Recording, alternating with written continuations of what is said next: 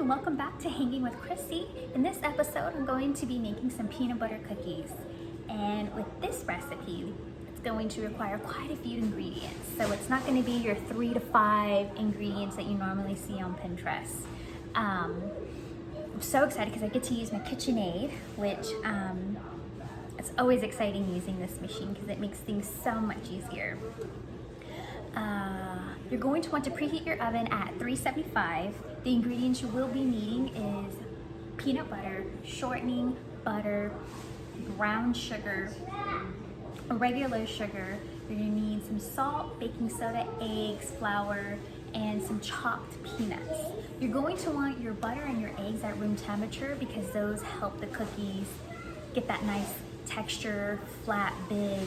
It's gonna make the cookie taste way better. If not, it becomes real thick and the ingredients don't mesh well when they're not at room temperature. So it's very important to make sure those two ingredients are room temperature, and that is your egg and your butter. So let's get started. All right, so I got my KitchenAid. It is nice and plugged in, making sure that it was. And what we're gonna do first is we're gonna start adding the ingredients, which would be shortening, butter, and sugar. So let's go ahead, and it means all the butter. So the peanut butter, your room temperature butter, all the sugars, including the brown sugar and your regular sugar. So right now I'm adding this peanut butter in. According to the recipe, this yields about 27 cookies, which is going to be great because my husband's going on a fishing trip and there are going to be quite a few guys on there. Hopefully they're not allergic to peanuts because my husband loves peanut butter.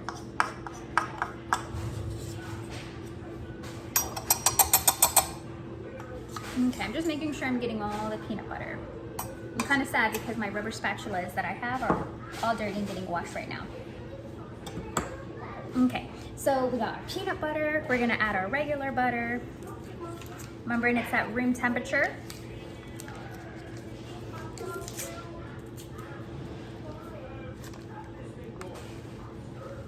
Alrighty, getting that this regular room temperature butter in. We are gonna add our Crisco shortening, and for this you're gonna need half a cup. The peanut butter was 1 cup, 1 whole stick of butter, and half a cup of your shortening, which is usually just half a stick. We're gonna start adding our sugar, which is our brown sugar. I have 1 cup of brown sugar that we're gonna add, and then we're gonna do just our regular sugar, which is 3/4 cup. That was half a cup. Here's another 3/4. Okay, so we're gonna raise this up. And we're gonna mix this for about 2 minutes. We wanna look for a pale and fluffy color. Okay, so for 2 minutes, we're gonna go ahead and do this. Okay, so right now you can see that it has this light pale color and it's very, very fluffy. I wasn't too sure what it meant by fluffy, but you'll definitely notice a difference as you let it mix for 2 minutes. It got real thick and creamy looking, very whipped. So what we're gonna do next is we're gonna add in our 2 eggs. We're gonna mix those in, and I'm gonna let it mix, and I'm gonna add the other egg. I'm gonna do it low so you can hear me. Okay, once you cannot see the egg anymore, go ahead and mix in your second egg.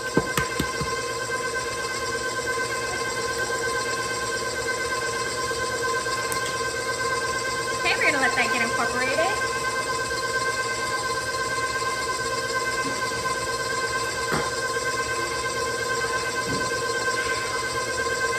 And while we're waiting for the egg to go ahead and get incorporated with the mixture, you can go ahead and get your dry ingredients, which pretty much you're left with salt, baking soda, and your flour.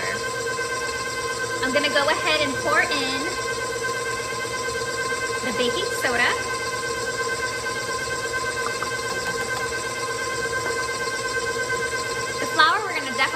do in increments, because if we do it all at once, it's just gonna pop all the way up. And the flour is just gonna go everywhere. So the baking soda was 2 tablespoons. I'm gonna do 1 tablespoon of salt. What did I say? No. It is not 2 tablespoons of baking soda or 1 tablespoon of salt. It is a teaspoon. So sorry. So you got 2 teaspoons of baking soda and 1 teaspoon of salt. All right? Public service announcement.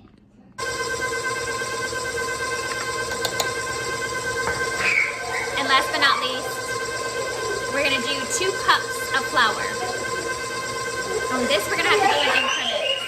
I'm sorry, my kids are running around. They're so excited for Daddy to be gone. Just kidding.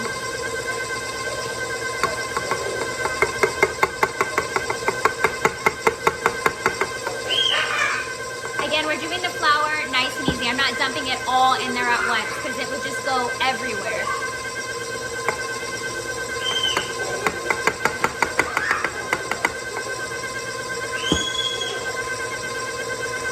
Start to see that the dough is starting to thickening up.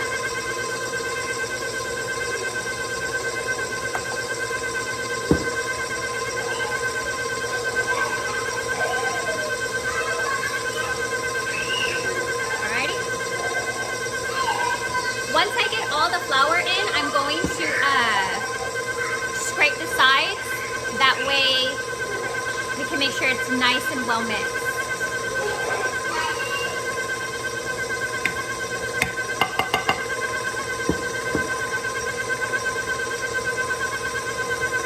It's definitely starting to look a lot more doughy. So I'm going to turn off the mixer, and I'm going to scrape the sides so we can make sure everything gets nice and mixed.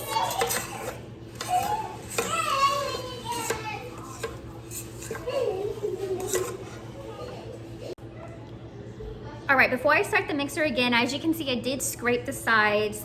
You'll be able to see some of the white powder. So I'm gonna allow it to mix a little bit longer to really incorporate all those ingredients together.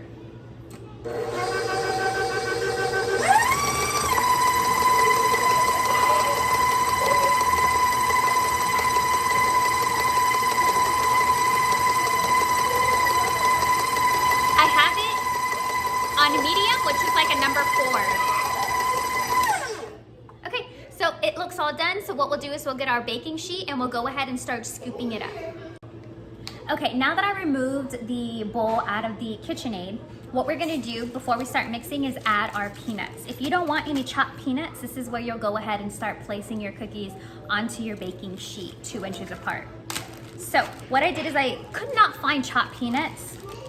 So I did about 1/4 cup of peanuts, maybe a little bit more, put them in a Ziploc bag and I mashed them up to get what you see chopped peanuts.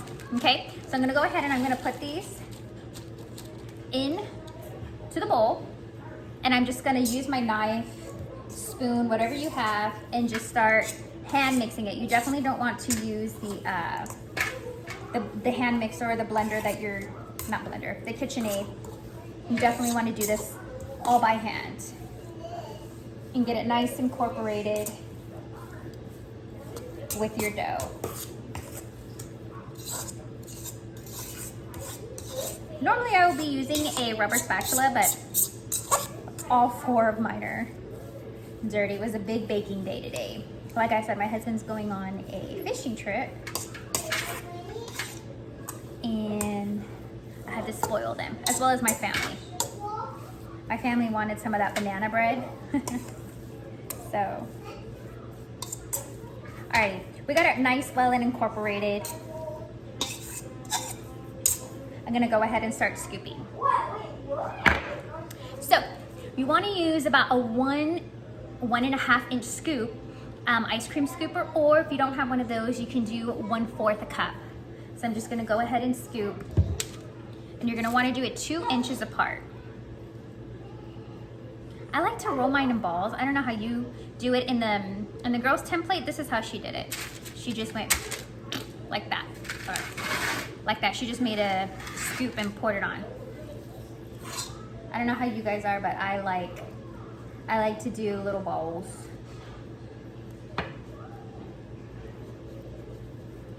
So that's what I'm gonna do, some balls.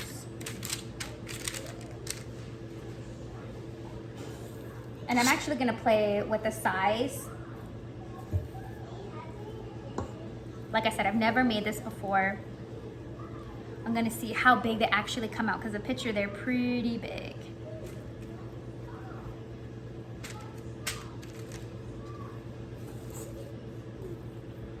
And this one I'm gonna make a little smaller. We're gonna pop these in the oven for 11 minutes at 375. And let's see how they come out. All right, so I'm putting them in the oven for 11 minutes. Alexa, timer for 11 minutes at 375. So the timer just went off for 11 minutes. They're pretty big, so I'm pretty sure they're gonna flatten as soon as I take them down. So I'm gonna pull them out and let's see what happens once they rest for about a good 5 minutes. Okay, so this is what they look like after they have settled. They definitely got down in size. The whole batter for me ended up making 25. So I'll show you what I did with the rest. Okay, so like I said, the batter did make about 25 cookies and they're pretty good size, as you can see. I did roll the rest of them up, putting them in a Ziploc bag, and I'm gonna freeze them until I do make them. My husband's not going out on his fishing trip right away. It's in a few days, and I want the cookies to be nice and fresh. For half of them, I put chocolate chips in. He did say it didn't taste like Subway, but that they were still good. So I hope you guys have a good turnout like we did. Thanks for watching Hanging with Chrissy, and remember, be kind to everyone.